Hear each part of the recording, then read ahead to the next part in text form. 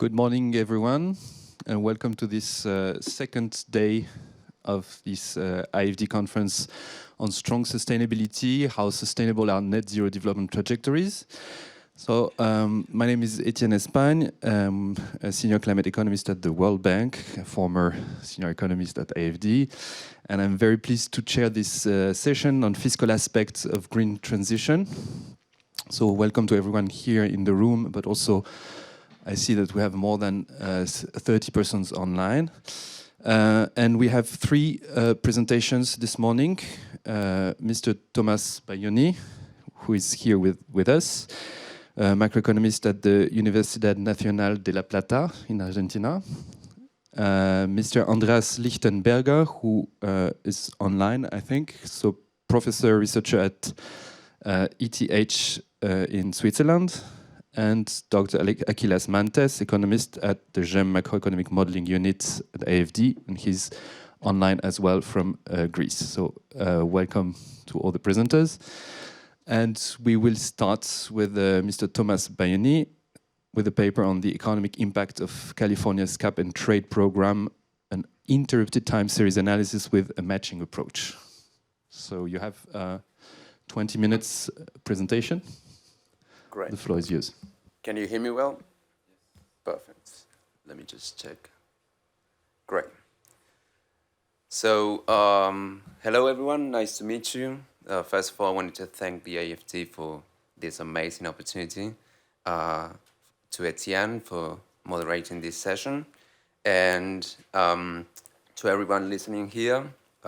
It's good that I'm the first presenting because I'm sure that the next sessions and next papers will be much more interesting than mine, but let's see how it goes. So as Etienne was mentioning, I'm a researcher at the National University of La Plata, and I'm here presenting my paper, which is titled The Economic Impact of California's Cap and Trade Program, an Interrupted Time Series Analysis with a Matching Approach. A little bit too long. But basically, what I would like to discuss with you is a theoretical part, which will be a little bit about carbon pricing theory and the literature on cap and trade, and then the empirical discussion, which will entail all my results that I found on this paper, and some conclusions, basically some limitations of my paper. So beginning with the theoretical discussion, as I mentioned, I would like to discuss a little bit about carbon pricing theory or carbon pricing initiatives. I am sure that you are aware of what a cap and trade program or structure entails, but to the ones that are not that familiar with, basically the cap and trade program is a market-based mechanism. This means that an issuer, let's say the government, either at a national level or a state level, defines a limit to emissions, and within that limit, a system is established, and within that system, there are companies that emit over that threshold, that limit, and companies that emit under that limit, and basically, companies will trade carbon allowances so that the system can reach the limit on emissions, but the companies that emit over that limit can still work and can still function on this system. And it is a carbon pricing mechanism because basically emissions are limited, but they are also priced. So usually carbon pricing entails carbon taxes, which are the simplest form of carbon pricing, but also cap and trade programs. And they can become quite extensive and intensive because they can entail a range of activities and a broad range of regions. So for instance, the European ETS entails more than 17,000 companies and several activities. So they can become quite big. And as you can see on the second image, this is a dashboard that the World Bank develops, and it's basically all the carbon pricing initiatives that are established today. So basically there are 68 ongoing carbon pricing initiatives, and what is really useful is that almost 11.9 gigatons of carbon emissions are being covered by this type of initiatives, which basically, as you can see in the number, it is almost 1/4 of global GHG emissions. It is a relevant number, but we could cover even more emissions. So I would say this paper, and hopefully the literature as a whole, can they can help develop even more initiatives so that more emissions are being covered by this type of programs. In terms of the literature, I decided to include two sets of papers focusing on the European ETS and the RGGI, which is basically the carbon trade that was established in the US prior to the California's one, which is the Regional Greenhouse Gas Initiative. As you can see, there are two sets of papers. The first set of paper is on the European. We have Ellemann and Wagner and Kettner and co-authors who find evidence of overallocation of allowances. Basically, the emitter established more allowances that were needed from the system. And so again, this is also a good carbon pricing program or initiative because you can revise it over and over again, and you can make it even more robust so the allowances are not over-allocated. And the second paper is developed by Abreu and Doy and Zachman, and they find evidence of an emissions reductions done by European firms. So as you can see here, at least there's one paper that finds evidence of a good effect in terms of environmental perspective. And on the RGGI, I include the Murray, Manilow, and Murray's paper from 2014. They find that the power sector emissions would have been 50% higher if it wasn't for the RGGI taking place. And then Jan in 2021, who finds a reduction of fossil fuel consumption in electricity generation. So again, another good impact in terms of environmental perspective. In terms of the methodology for policy intervention, from my economics background, and I am aware that many of you are economists, when you read or when you do research on policy intervention, basically the focus is on difference in differences or synthetic control method. I highlight that the different I say it's incorrect. I would rather say that it's not applicable for states, because basically I don't want to get too technical, but basically different asks one to find a control unit that could be replicated to the treaty unit, so that you could compare the effects after the policy intervention. And in this case, one could say that there is no state that could replicate correctly California. And the synthetic control method is an alternative that basically it's useful because the control unit is not real. You create it on the get-go. But I highlight Guzman and co-authors paper in 2021, where they highlight, where they underpin that the synthetic control method sometimes is not, you could end up finding a corner solution, which is basically all the weighing goes to a specific unit. And that defies the whole purpose of the synthetic control method, which is basically to distribute the weighing on the different units. And so the solution that I found was basically the interactive time series analysis, which is it's a tool that Linden developed in 2011.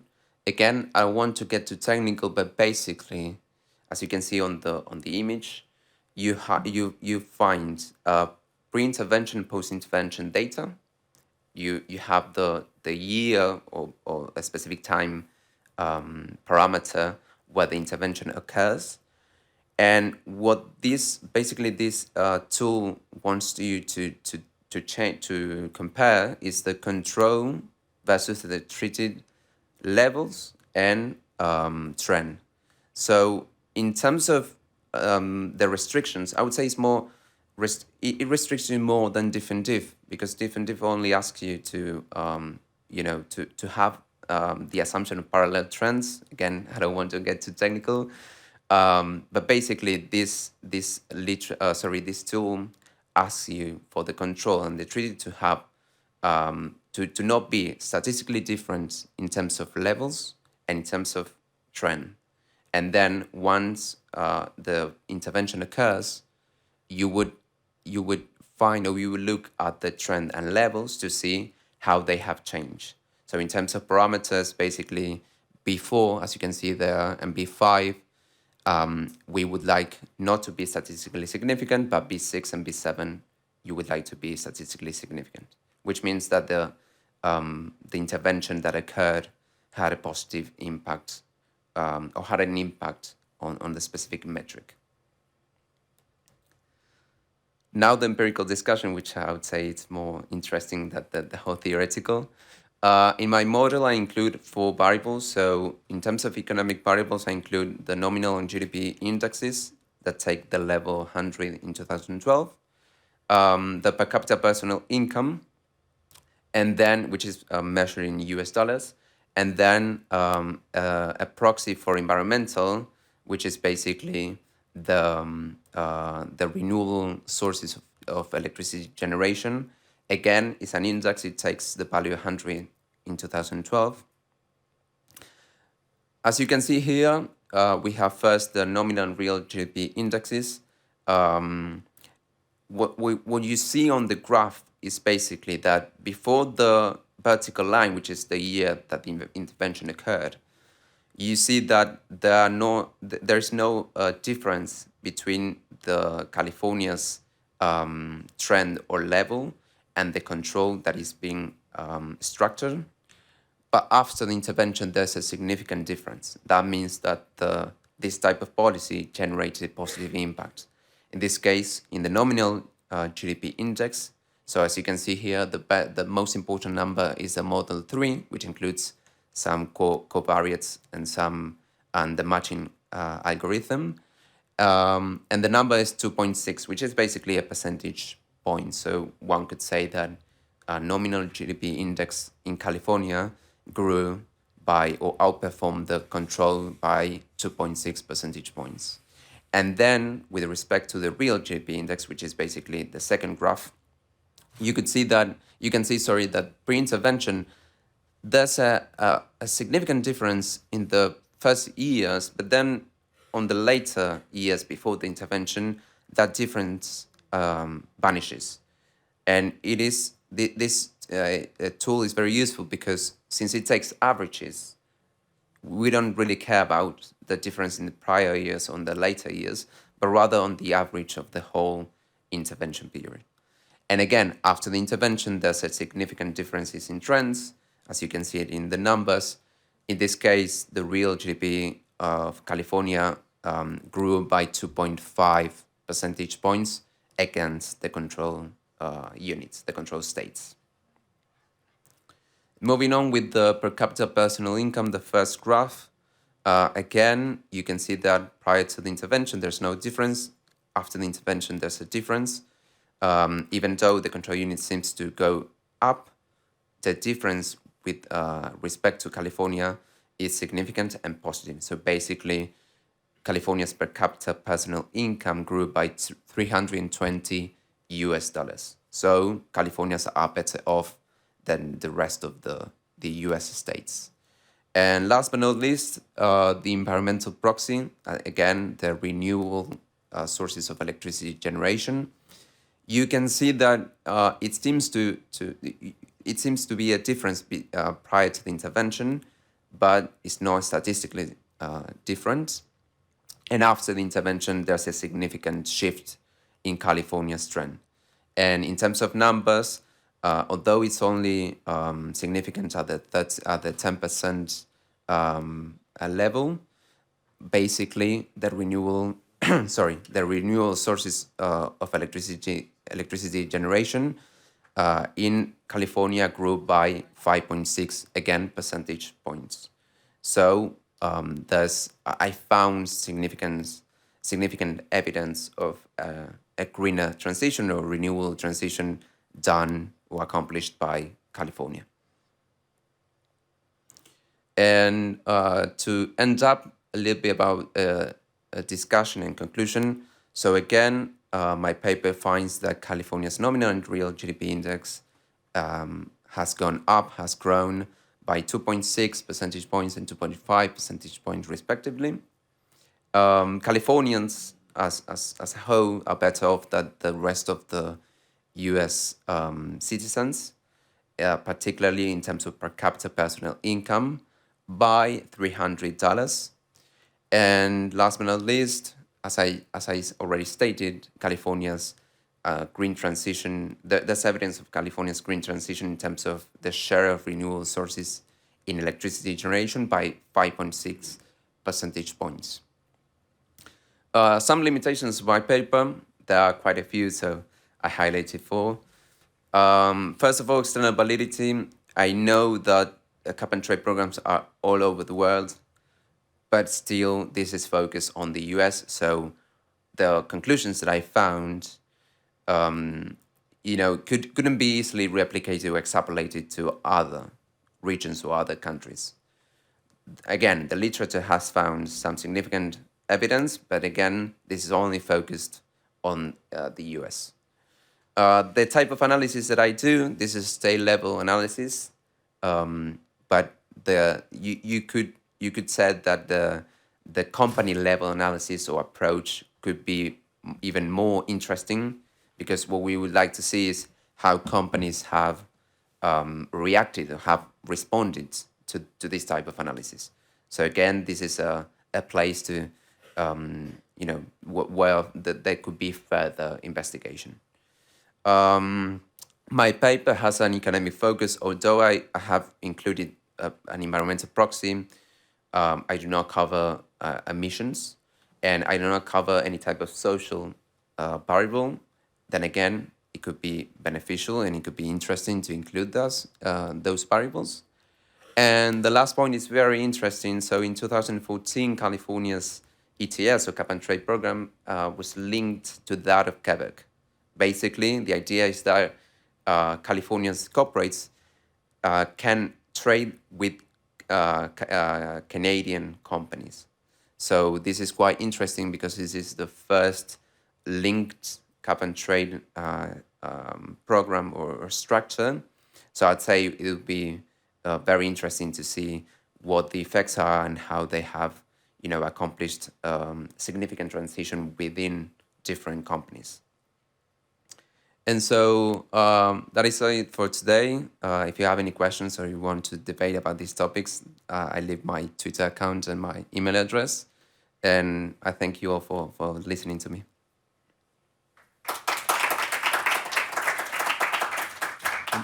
Thank you very much, Thomas. I suggest we have the session for questions at the end, right? So we will move directly to our second presenter, so Mr. Andeas Lichtenberger, with a paper on identifying barriers to deep decarbonization, what are unequal burdens and redistributive effects of different carbon taxation policies. So, Andreas, the floor is yours for 20 minutes as well. Okay, good morning, everyone. First, a little disclaimer before I start. I am not a professor at ETH Zurich. I'm a PhD candidate at the New School, but there is indeed another person with my first name and surname at ETH Zurich, so that already came across a couple of times as confusion. I'm gonna share my slides with you.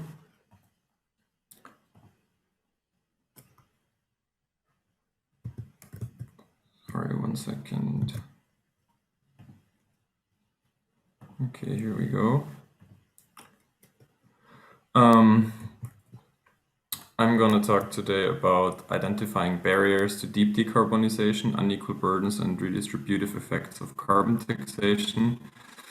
And I'm focusing on the case of British Columbia. So another disclaimer, this is still work in progress. I do have a story for you, but there are some shortcomings and definitely some issues that we can discuss from content as well as a methodological level. But where am I coming from? My general interest was to compare distributional effects of different carbon tax regimes.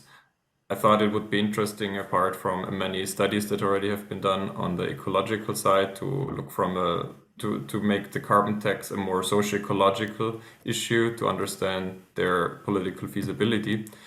And in that extent, I was interested especially in carbon taxation schemes that were not only taxing carbon, but also trying to use the revenues in a socially meaningful way.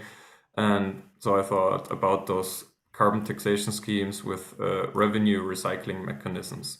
So my point was, what can be learned from those carbon taxation policies that already exist, that do have a revenue recycling mechanism to alleviate pressure on low-income groups and not make it a regressive tax. And in that case, there was, that interest also came up with the Gilets jaunes movement, which did not include transparent forms of using the carbon taxation revenues, and also burdened specifically lower income households to a greater degree. And in that manner, the country example, or the state example of British Columbia in Canada came across.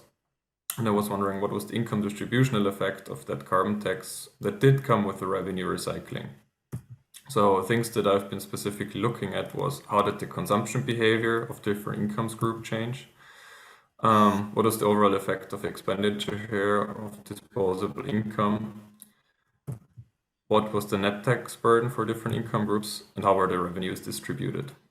So first of all, to give you a little overview about what actually happened in British Columbia, I have here a little information package on you. So the British Columbian case is interesting because I don't have to compare different countries with each other, but actually within Canada, other territories did not come up with a carbon taxation scheme like British Columbia until very late in the 2010s. And British Columbia already introduced that one in 2008, increased the tax levels until 2012, and then again after 2017. So here on the right-hand side, you can see the tax rate when it started, how it increased, and when it also leveled down. You can see it also decreased a little bit here after 2012, but it's only because of they did not keep increasing it, so the net tax rate actually decreased slightly due to inflation. The tax base, what was generally taxed were all fossil fuels, so there was a specific tax rate on gasoline, diesel, and natural gas set, also a little bit on coal and others. And the tax rate started from $10 per ton of CO2 to $30.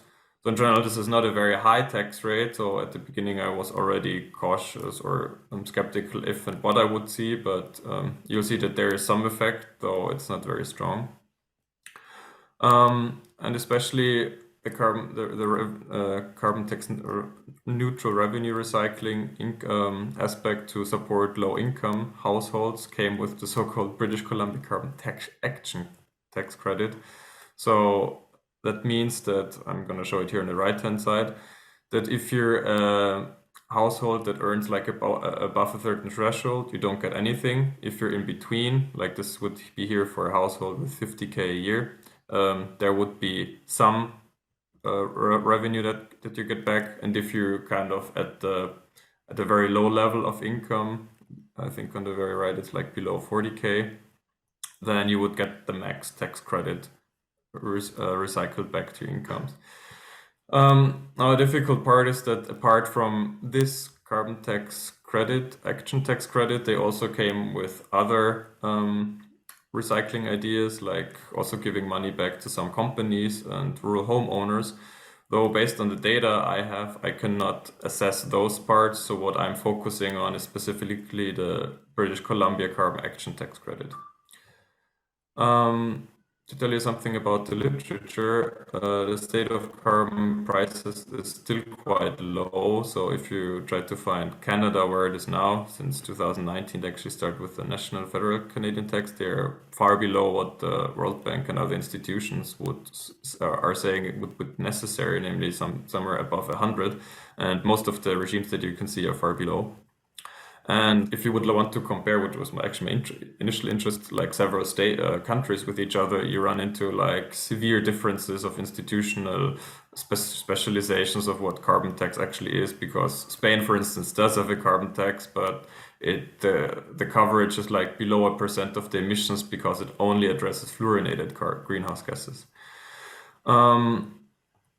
Something about the socio-ecological debate, like social justice was already mentioned several times for environmental policies, and that's also some literature that I've been building on, though it is also to be said that there's an interesting paper by Miltenberger et al. That they found that perceptions on climate rebates are not necessarily structured on the clear idea of what the policy actually is and does, and even if it circulates money back, but is actually heavily informed by partisan identities, which I think going forward with the idea of environmental policies and taxation is a necessary part to also think about the political conversation to have and how to bring it across to people who are probably part of political groups that would per se reject such an idea. The studies on British Columbia, there have been like specifically emission-related studies. Older ones, they strongly emphasize a significant effect in the emission reduction through the British Columbia carbon tax. We also found newer studies that actually cast doubt on the strength of it and were kind of saying that it's not very clear how much it was and if it was that strong at all. In terms of the distributional effects on British Columbia, there have not been recent time series based data or not recent papers that work on the on more recent time series information from British Columbia. There are computational general equilibrium studies that report that the revenue recycling actually was regressive. There was an input-output study quite a while ago, like in 2008, that says already projected that the carbon tax would be less progressive over time, though it was so initially.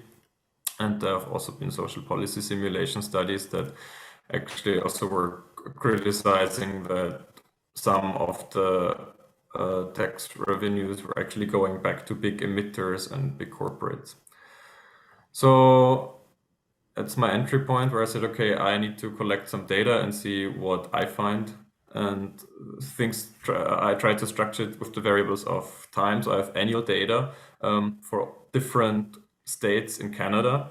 As I said, British Columbia was the only one in 2008 that already introduced the carbon tax with revenue recycling. And since I was interested in the distributional part, I got the income quintiles, which was kind of the lowest resolution distributional matter that I got from Statistics Canada survey data. I was mostly working with the survey of household spending. So they had like time frame from 2010 to 2017 and then one data point for 2019. So 18 is actually missing. Household characteristics, I complemented the previous data with income and tax data and fuel prices. And then in my analysis, I have so far run some descriptive charts that I can show you, and also the approach of an inferential difference in difference regression model to give some more stuff to the story. So first of all, what I've been seeing, so you can see the car fuel expenditure on the left-hand side and the consumption on the right. British Columbia is the green line. I also put Alberta, which is a neighbor state, in red, and the average of Canada, which is blue. And what you first of all can see is that there are some tendencies with regard to the expenditure that are not exactly mapped on the consumption level due to price differences of the different states. So for instance, you could actually see that the highest income quintile reduced their carbon consumption amount drastically, or is kind of quite below the other states. Whereas if you look at the expenditure level, they are also on the lower end, but not that extreme. And also for the lowest income quintile, we see that actually the British Columbians, the lowest 20% in British Columbia, paid a higher car fuel expenditures than what actually comes out on the consumption side. And the tendencies of the development are quite interesting, as you can already see, especially for high income quintiles, there is quite a strong reduction on both sides. And also for the other quintiles, you see that consumption of carbon levels actually went down. unless for the first income quintile where it actually was it stagnated or it kept constant to even increase a little bit.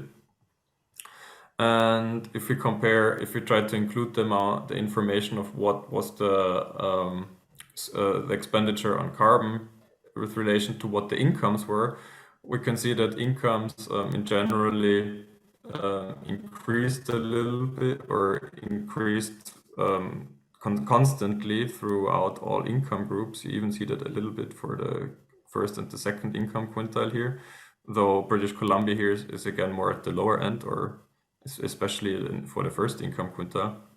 And when you look at the consumption share, we also see that for the green line, there is actually, even though it's quite volatile, the averages seem to change over time. And whereas for the other income quintiles, we actually do see sort of decreasing tendencies there. So these are interesting observations, especially when we try to compute the effect of the net tax burden share of disposable income. So what is the net tax burden share of disposable income? I'm just trying to look at what was the amount of tax paid based on the carbon consumption. Then I'm subtracting the amount of the carbon action tax credit that was paid out, and I divide it over the disposable income. And as you already saw at the first slide, there is kind of a cutoff when some households were not receiving any money back. And so you see that from the third income quintile onwards, there is actually a positive net tax burden. Whereas for the first and the second income quintile, looking at the net tax burden for car fuel consumption, we see that based on the amount on households had to spend on car fuels, and looking back on how much they would actually get back through the carbon tax recycling program, that the net tax burden for British Columbia, for the lowest income group in British Columbia, was actually somewhere below 1% of their of their disposable income. And also for the natural gas, it looks similar. If we combine the two, we still end up at the actually negative net tax burden for the lowest income households. So it's an interesting observation that on the one hand side, we actually see that the percentage that low income households in British Columbia were paying actually went up, and on the other side, if we specifically look at the expenditures for the car fuel and natural gas consumption, the carbon tax action credit seemed actually adequate or enough to offset those additional carbon tax rates. So the next step, I'm going to show you some first results of an estimation procedure. I was starting with the consumption equation of a household, just saying that the consumption the consumption for a certain good like car fuels is just some proportionary spending on the income they have, subtracted by the carbon tax, and then adding an error term. If we rewrite that as a consumption share of disposable income for good I, I'm just going to divide by y on both sides. And I'm gonna also write here not the total tax, but the tax rate times the amount of this carbon good consumed. And if we then try to build a difference in difference estimator with two-way fixed effects, so I'm also including here time and states, like for the different states fixed effect, and also for the income quintiles, with the difference in difference regressor for the 2008 and British Columbia case. Then I am ending up with a few regression equations that I want to show you. So in the first, I'm just estimating the plane effect that I just showed you, just only looking at what was there an effect with regard to the difference in difference estimator. Since the tax rate changed over time, I tried to include that effect by also adding the factor of the tax rate for car fuels in that case over time, to see if that factor changed something. And since the question arises of what was the differential effect on the different income groups, I'm also adding an interaction term here with the tax rate and the different income quintiles. And then what I'm finding here in the final results is actually something that we also have already been seeing in the descriptive graphs, that actually for the quintile 2 onwards to quintile 5, we see a net negative effect in terms of the tax rate on the expenditure share for carbon goods. So we see that for higher, or let's say from quintile 2 to 5 onwards, the increasing tax rates actually lowered the expenditure share for carbon goods with regard to the disposable income. Whereas for the first income quintile, we see a positive effect. So there was actually an increased burden in the total amount with regard to the disposable income that the households earned. So let's conclude here. Carbon tax neutrality, the approach of a carbon tax neutrality is given to some extent. So as we've seen from the net tax burden share, that Q1 households actually received money back compared to the tax rates they had. So the credits were offset by the levied tax of at least for direct car fuel and natural tax expenses, but do not account for increase of costs in the budget share of Q1. And so an interesting part is the overall behavior and the overall distributional analysis, because even though the carbon tax action credit was sort of enough to offset the added tax credits, we do not really see a clear effect for the first income quintile to actually also offset or to actually decrease their consumption of carbon. So there is a strong decrease of carbon consumption for high-income households, but there's no reduction in carbon good consumption for low-income households, while the consumption share of carbon goods actually increased there. This is also backed up by the difference in difference approach that I showed to you. And in that sense, I'm trying to put the introduced tax as socio-ecologically contested. As I said, I did not look specifically at the ecological success, even though more recent studies actually contest those results. And also something that I haven't shown to you is that if you look at the fiscal expenditure, that actually over time a bigger share of the carbon action of the overall carbon recycling revenue money actually went back to corporate, to firms, which makes the question of how socially successful was the tax even more problematic to what already I have shown to you.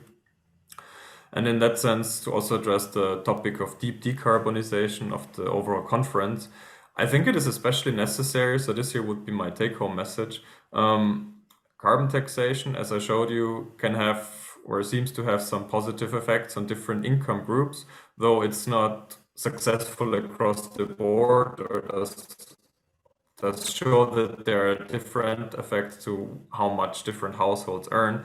And in order to make full deep decarbonization and the transition to allow all groups and households to actually lower their carbon consumption, it would be necessary to come up with policy ideas that do go beyond the idea of only giving some money back, but that support existing expenditure and facilitate a substitution possibility also for low-income households. So for instance, some earmarked subsidies could be given out to specifically help for a certain consumption type and especially build more green infrastructure. So especially when it comes to heating and transportation, I think public investment and trying to grant everyone an access for low carbon lifestyles would be something important, which is not something that you can achieve with a carbon tax. Taxes should also be higher, which means that also credit should be higher.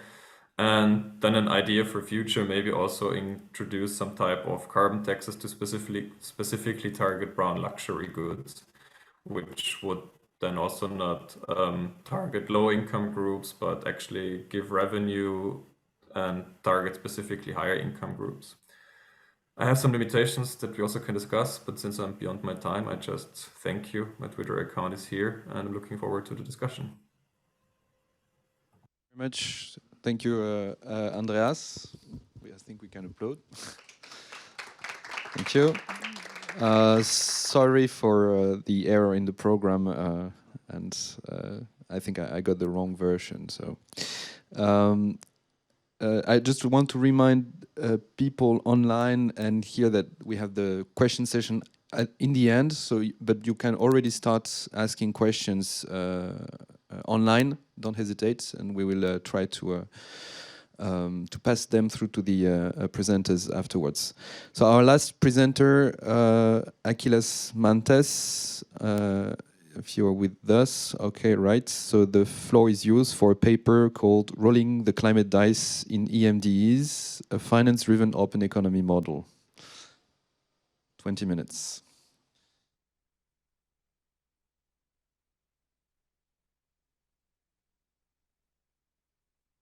Achilleas, we can't hear you.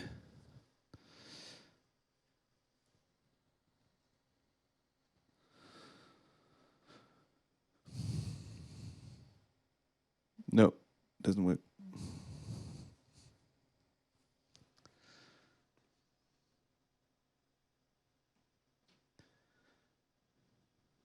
One, two, 1, 2. Yeah, it's good. That works now.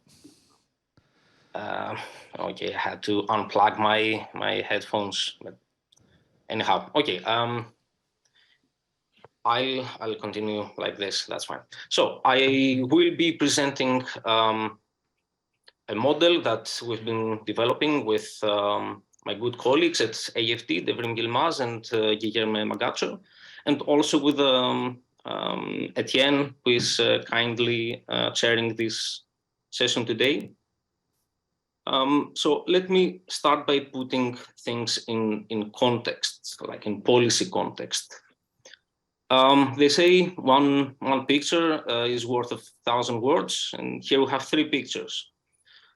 What we see, I'll start from the left, this is Pakistan. And Pakistan has been hit recently by severe floods, resulting in 1,800 deaths, including 700 dead children, 2.1 million homeless people, 900,000 destroyed houses. The government declared a state of emergency in the summer, and the estimated economic damages from this extreme climate event is estimated at between 5 and 10% of GDP, and currently the country is facing a debt crisis as a result of this extreme event. Meanwhile, we have Mia Mottley in the middle, the Prime Minister of Barbados, who launched the blistering attack in at the recent COP27, leading the agenda on transforming global finance architecture to incorporate climate change and to normalize natural disaster clauses in debt instruments in order to help borrowing countries absorb the shocks. And these developments take place in a world where countries face increasing and significant risks of default.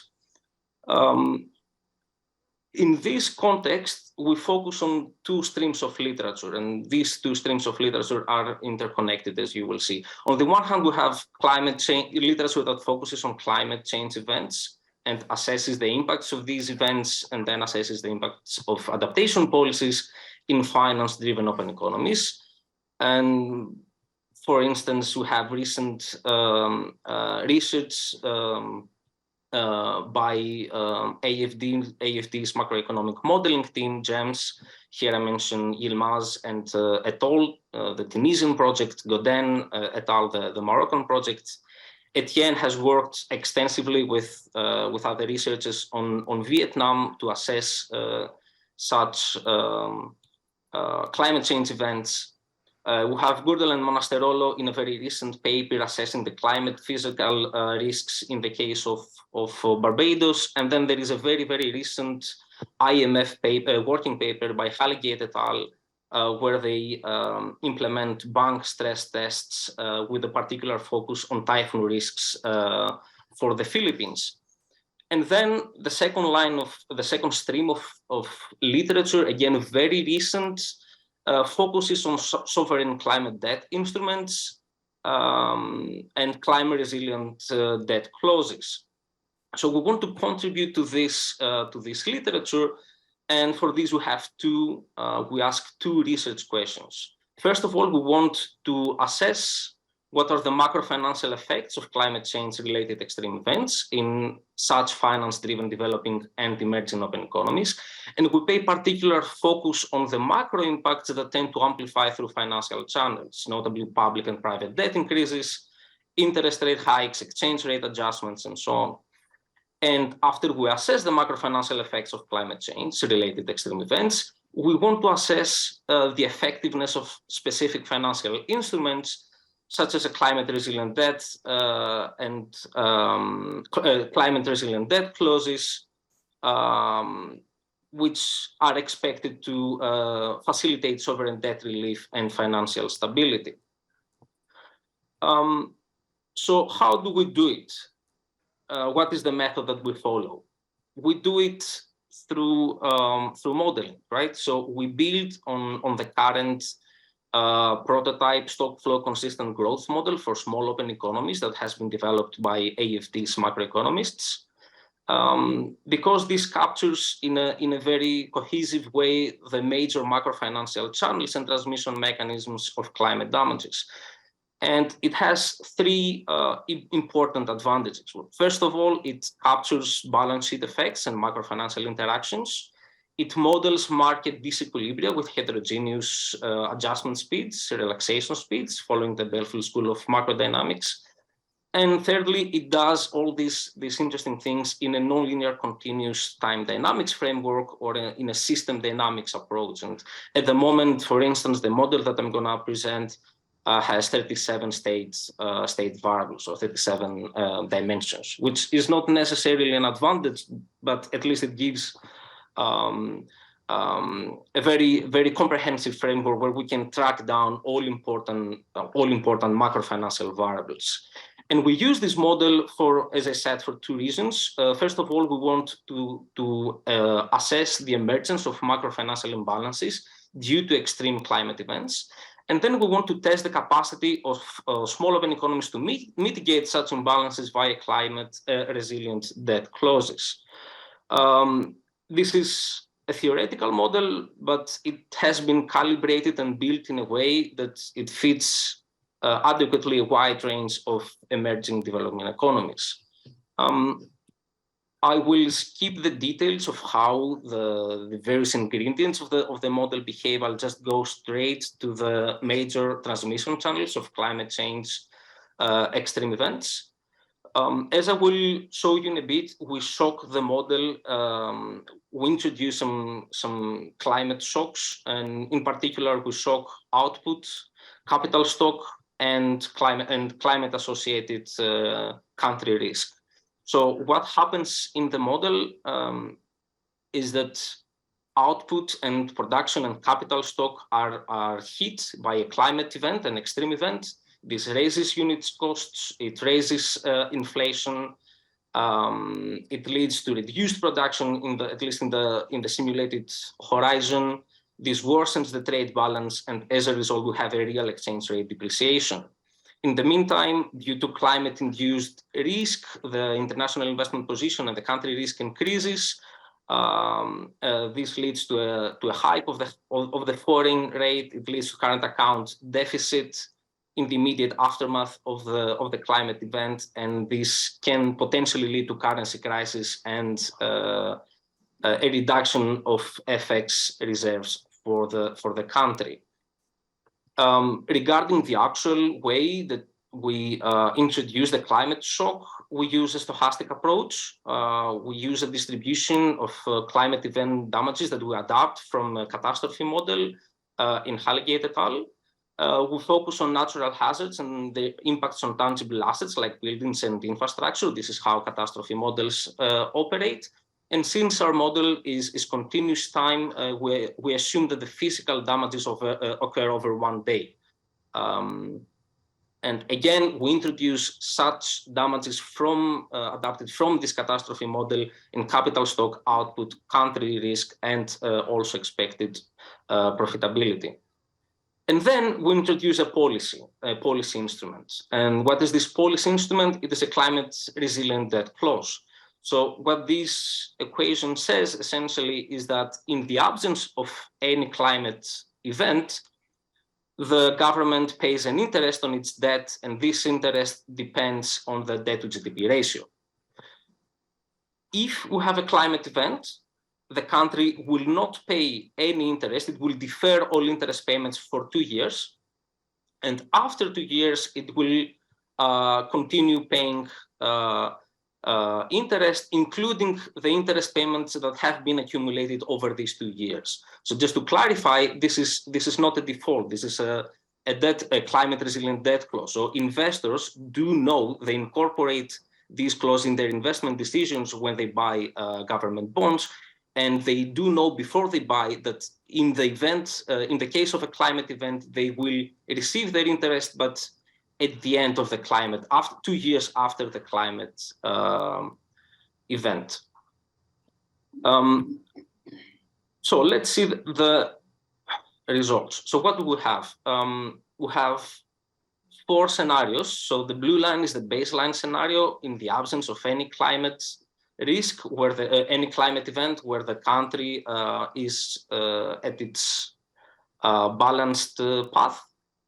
Then we run the orange line is a Monte Carlo simulation where we model 1,000 times different climate events from the distribution coming from the catastrophe model. The mean event from these simulations is the purple line, and then the policy scenario is the black line. So what happens is the following. The extreme event has a negative impact on the unit costs and the premium. It increases the premium. This results to higher inflation in the immediate aftermath, but also later on during the simulated period. The country loses GDP compared to the world GDP. It experiences current account deficit, a severe deficit in the start, which is then mitigated by the real exchange depreciation, which occurs also due to the shock. Unemployment increases.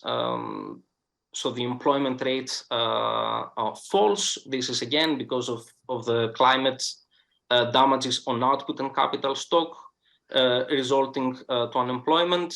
The lending rate will have a financial accelerator effect. The lending rate for the private sector increases. The government deficit increases due to the slowdown of economic activity, so less taxes, and also pro-cyclical component leads to higher government expenditures for the simulated period, and the public debt to GDP also increases.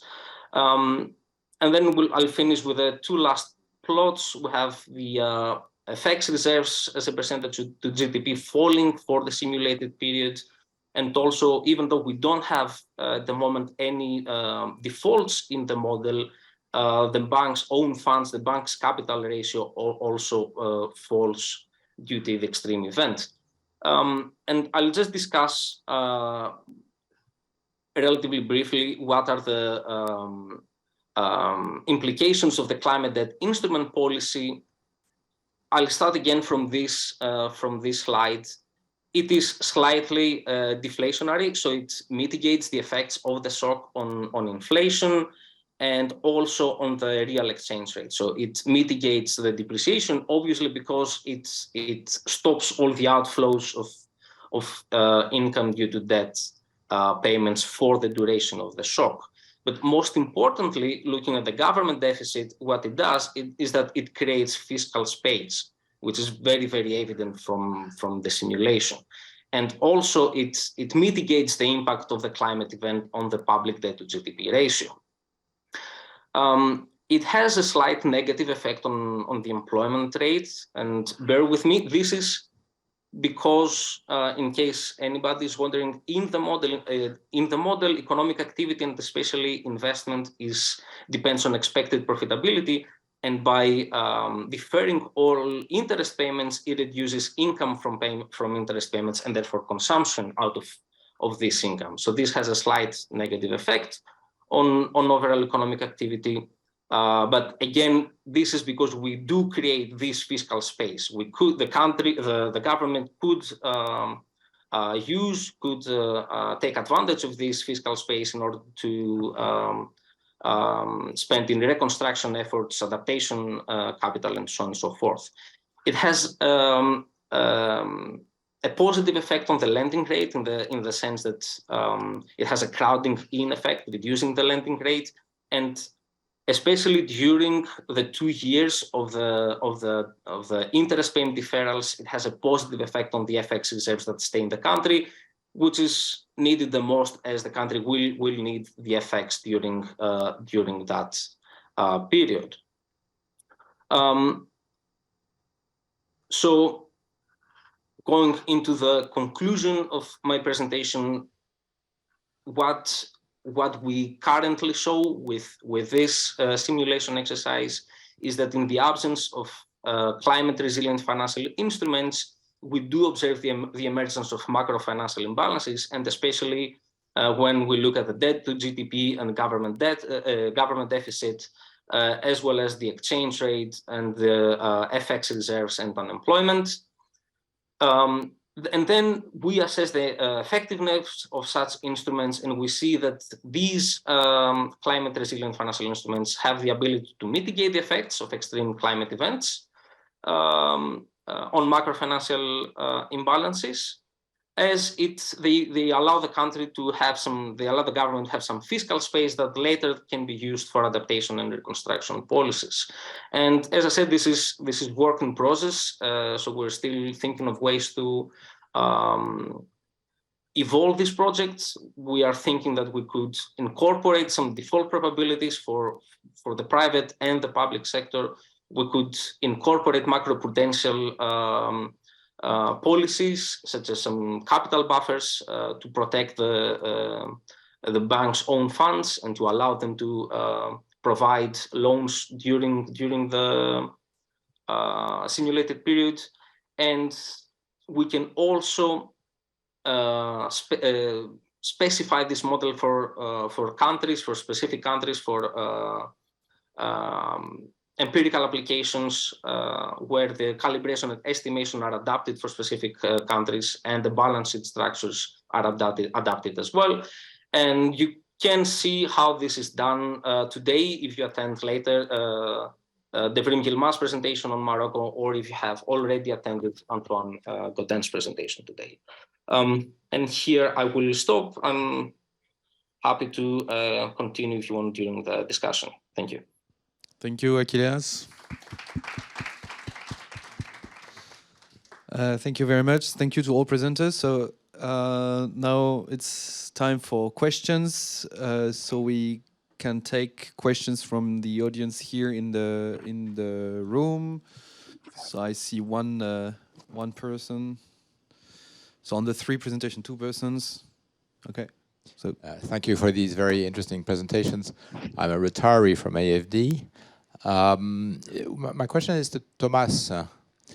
Thank you for your presentation, which was not the worst. One thing escaped my understanding, though, is why, how can the carbon tax lead to increase in GDP and income per capita? Maybe we take a few questions and then a set of answers. I think there was Antonin there.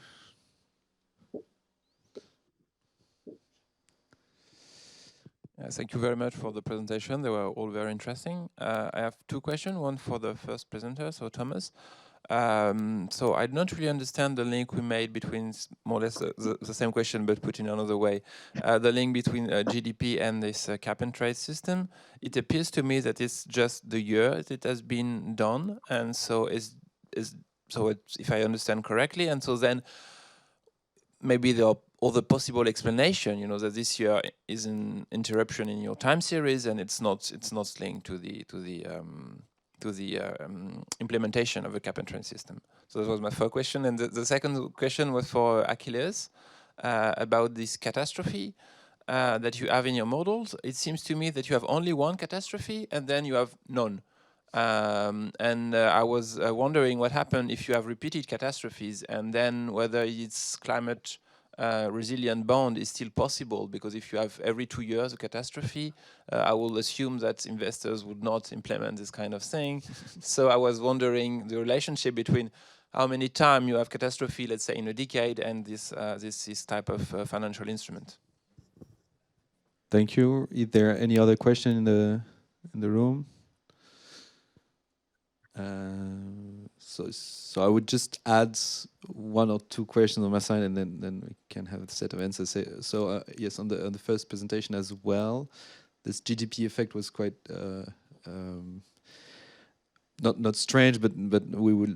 I guess I'd like to know more about the channels between the market carbon market system and this GDP effect, which is a bit surprising. And on the carbon trade system itself, just for my information, what's the price on current price on the carbon trade system? What has been the price on it, and the horizon of the system, right? So usually you have, I don't know if it's indefinite horizon or if there is a period like in the EU ETS. There used to be different periods in the system.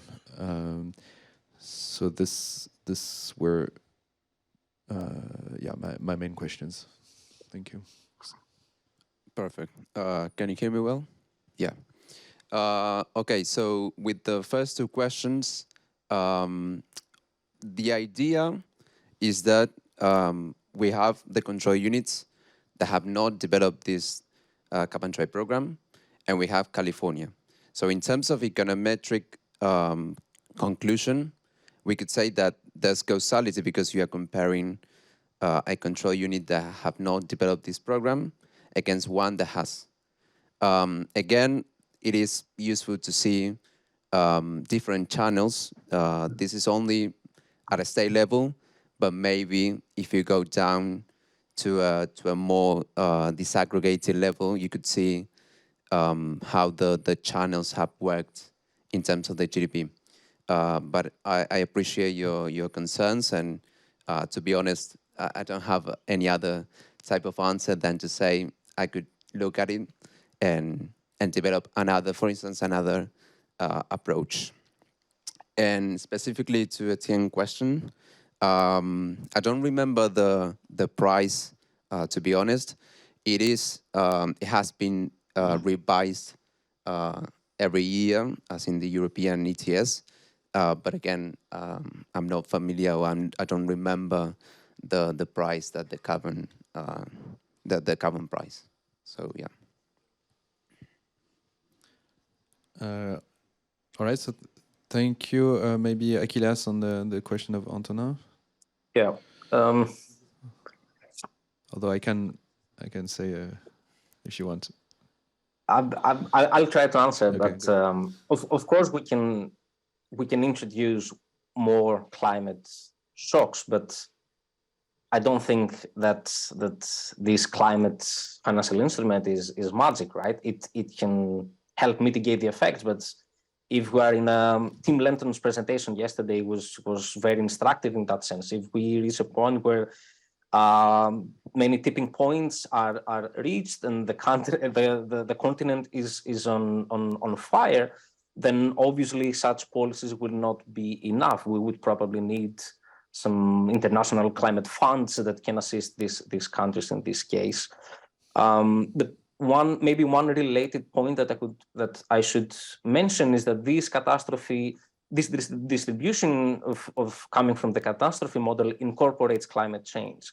So it is not calibrated based on the current climate, it is calibrated based on RCP 8.5, I think, or similar, adjusted for Philippines. So it is already incorporating some of some climate change related parameters inside. Of course, if they are repeated shocks, good luck with that country. In the absence of international coordination, I cannot see how it can be mitigated. But of course, Etienne, if you want to add something. Yes, maybe. So the idea here was really to test this tool that was repeatedly proposed very recently at COP27, and that there was a group working on how it could be framed exactly in the debt instruments, and it has been tested also, I think, for one of the Caribbean countries. But the idea which was proposed at COP27 and after in this Georgetown agenda of the Prime Minister of Barbados, is to expand it to all vulnerable countries. So I think no one has modeled it so far in a dynamic setting like this. So the idea is to test it. So here we just present preliminary results with one shock, but of course I think we need to move in two directions. First, the idea of this tool is to ensure that the investor will get at some point reimbursed. So compared to a situation where there would be a debt, default, exactly, sorry. So first, I think we need to move in the model in a debt default, explicit debt default direction. So then you compare the benefit of a situation where you have debt default with a situation where, okay, you renounce for 2 years in the interests, but you avoid the debt default. And the other direction where we need to move is exactly what you're saying. So repeated shocks in an RCP 8.5 scenario compared to no climate or small climate change scenario, and see how these kinds of tools may be sustainable from an investor's perspective as well. Knowing that Achilleas presented the Pakistan case in the first slides, and where you have a huge fiscal impact, but at the same time Pakistan needs to reimburse its debts the same year, and so it can really drive countries in a very, very difficult fiscal unsustainable situation when you have both constraints at the same time when you're hit by a shock. So, yeah. Any other question from the room, from the audience? Hélène? Thank you. Just to pursue on this discussion on debt instrument, I was wondering why you were only taking into account interest alleviation and not the principal as well, the capital, and why only 2 years, because it might be short, especially that, okay, you will gain fiscal space for 2 years, but what happens afterwards? So Achilleas, so I can answer that as well. Again, let me try, and then you can contribute if necessary. We can incorporate the principal. This was a modeling choice because usually these debt instruments have a duration or maturity of 10 years or so, and we wanted to see what happens in the immediate aftermath of the catastrophe, right? So we wanted to see how much fiscal space a country will have in the aftermath 1 or 2 years, again based on the current discussions of how these instruments should be incorporated. But we can also add principal payments as necessary in the model. And again, the modeling duration, this was partly motivated by the Haligate exercise, where they ran these stress tests for 4 or 5 years after the catastrophe, and we wanted to match or to see how our results can be compared to the literature. So we focus on the short run, but we could extend it to a medium run of 10 or more years. Just to complement maybe on that, so right now what is discussed in the different working groups is an instrument with 1 or 2 years delay in the repayment of interests and potentially principal as well. But I think there's also discussion where they want to avoid this kind of clause when it's 1 or 2 years before the repayment of the principal. Like this is still not clear exactly how it will be implemented on the principal. So that's why we just took the 1-2 years, which is what is currently discussed. and not the principle yet, because it's not clear if this will be the case for this kind of instruments. So we just stick to what is discussed. Of course, we could model any more generous system, but that's not what is currently discussed. Yeah. Question here. Thank you. 10 years ago or so, Agence Française de Développement implemented a new kind of loans with a repayment conditional on the price of commodities exported by the country, for instance. Well, it's somehow like what you just presented. And so I want to know if you took into consideration an assessment of this kind of loans, which disappeared, I guess. Thank you. Maybe if there are other questions from the audience, we can take them together. No? Yeah, sorry, Antonin. I would have a question for Andreas on this. Does it work? Yeah, it is. Yeah. Okay, I have a question for Andreas about his presentation. I did not really understand if you have really micro data on the households of British Columbia, or if we're just at the quintile levels. And then if it is, how do you think you can account for the heterogeneity of this household, that we know it is very important? And you mentioned this rural compensation for rural households, this compensation for rural households. So I would like to know more, to hear more from you about how would you incorporate that in further analysis?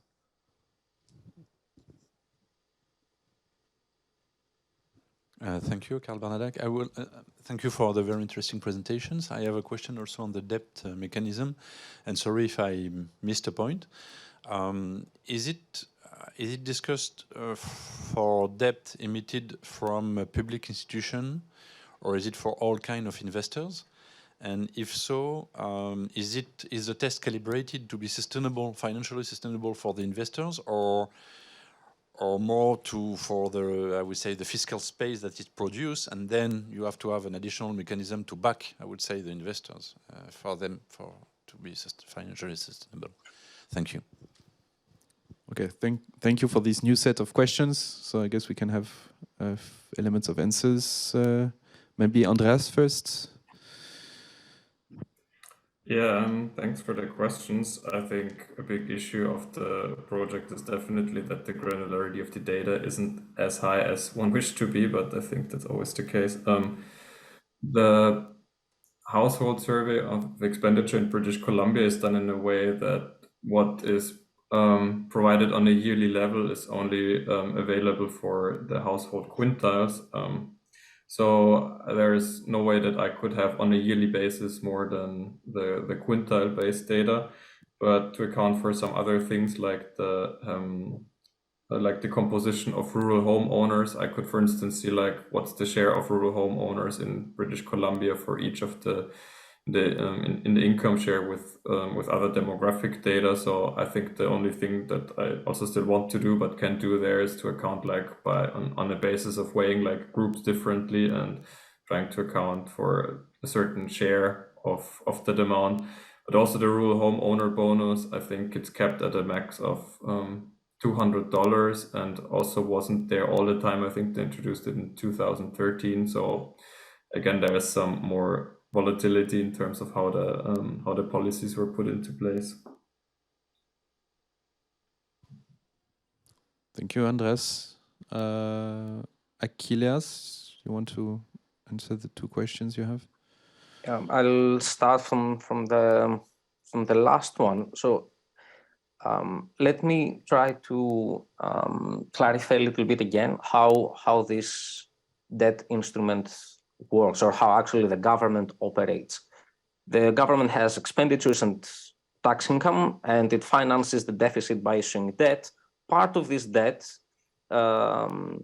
is directed to foreign investors, which they decide to buy or not to buy government debt based on arbitrage opportunities. So they incorporate arbitrage opportunities and of course adapting for a country risk when they decide to invest in government bonds. Now, this is how the model behaves. We have the shock, and then what happens is that for the duration of 2 years, the government defers its interest payments, and then it continues to pay interest on its debt after 2 years, including the accumulated interest payments that has deferred over to these 2 years. And of course, in the meantime, it still finances its deficit by issuing debt. It still operates by spending on counter-cyclical expenditures, unemployment deficits, and whatever is in the model. So by construction, it is sustainable for the investors because we do not have a default episode. It just defers the payments. So I hope this answers the question. If I misunderstood the question, please let me know and I will clarify. Regarding the first question, I'm not aware of that repayment clause based on this condition. I'm more than happy to have a look at it. If Etienne if you know more about this, feel free to add. So I don't know. I didn't know about this instrument, but it sounds like it's the same kind of principle to shield both the investor and the country from episodes of heavy change in the commodity prices, right? I guess it's a bit the same principle in the case of climate impacts.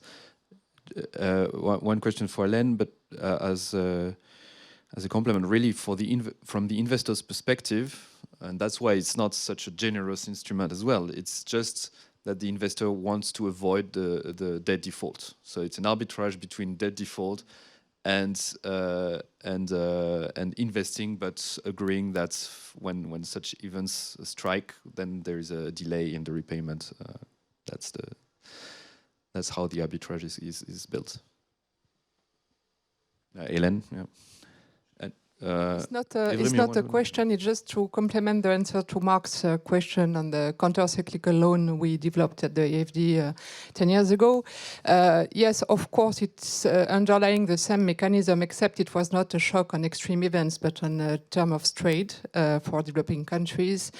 And we had approximately 15 loans under this mechanism, with all in all approximately 500 millions.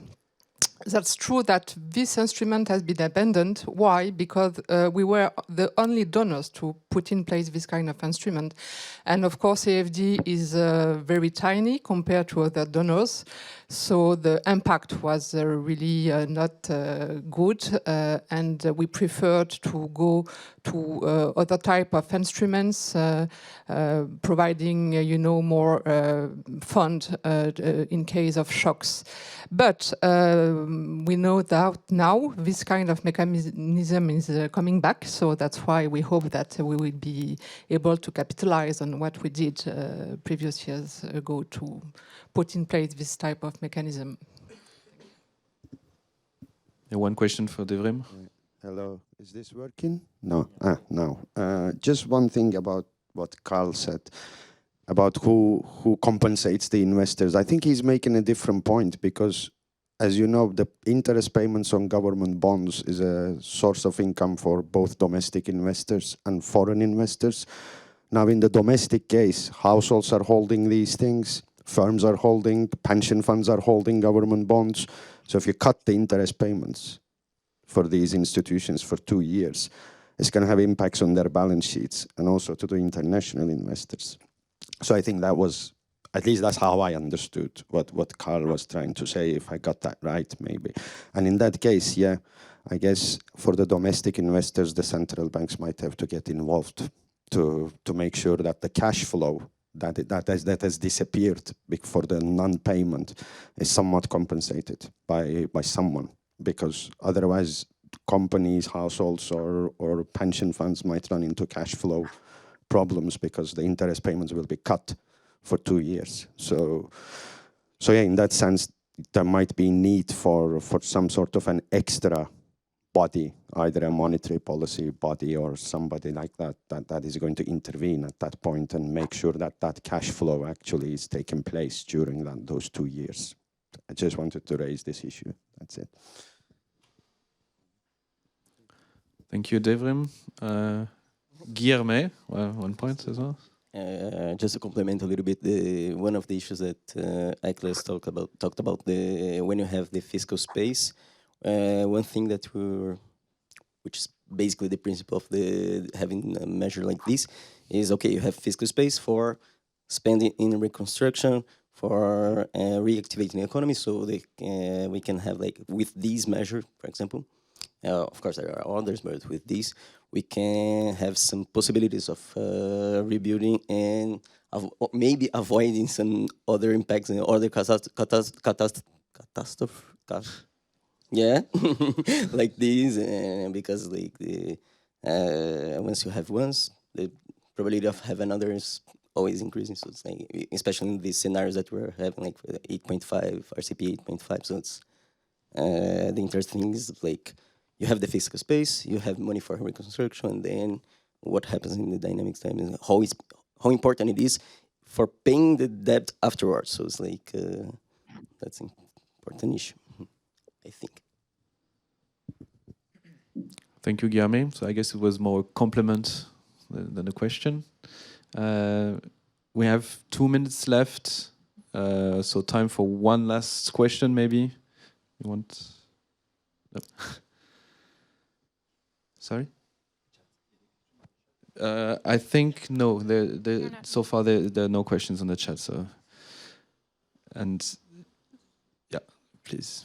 Thank you. I was just wondering if in the model you are considering the option of including green bonds. These were not mentioned in the modeling, and perhaps they can have important impacts, mainly because they are issued in different currencies other than the dollar, let's say the euro. And in your model, if I understand correctly, you are taking into account a major part is exchange rate risk.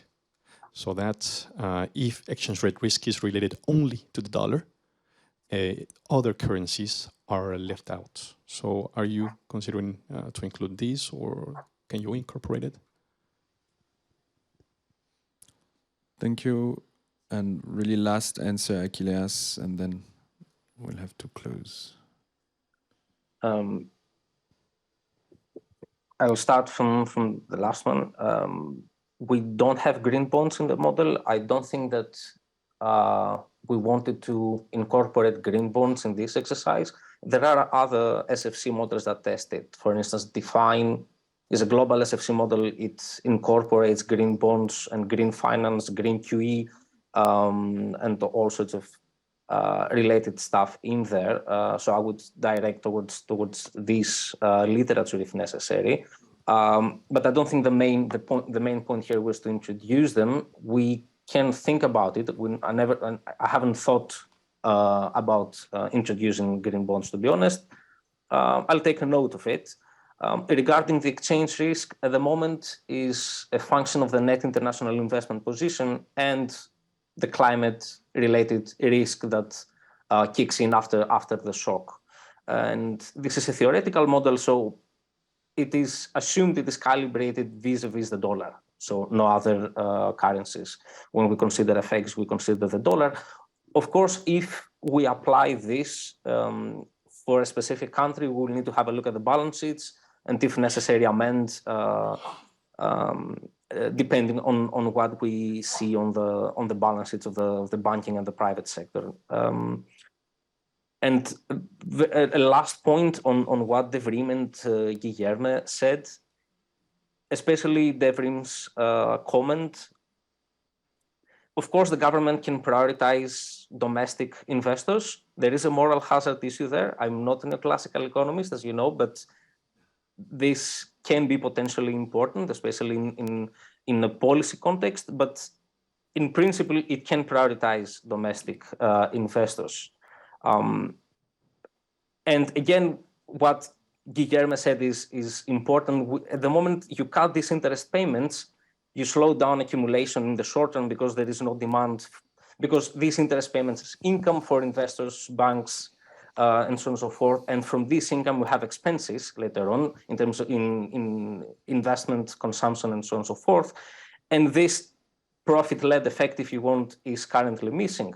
But you do have the fiscal space. And if the government spends for reconstruction and so on and so forth, you will have a multiplying effect that may compensate for this. So the investor may not receive the interest, but the overall economic activity will be improved if the country takes advantage of the fiscal space that's generated by the climate financial instrument. Thank you, Achilleas. And this closes our session on fiscal aspects of green transition. Thank you to all the presenters, Thomas, Andreas, Achilleas. Thank you to the audience here and online. And, well, see you in the next sessions, right?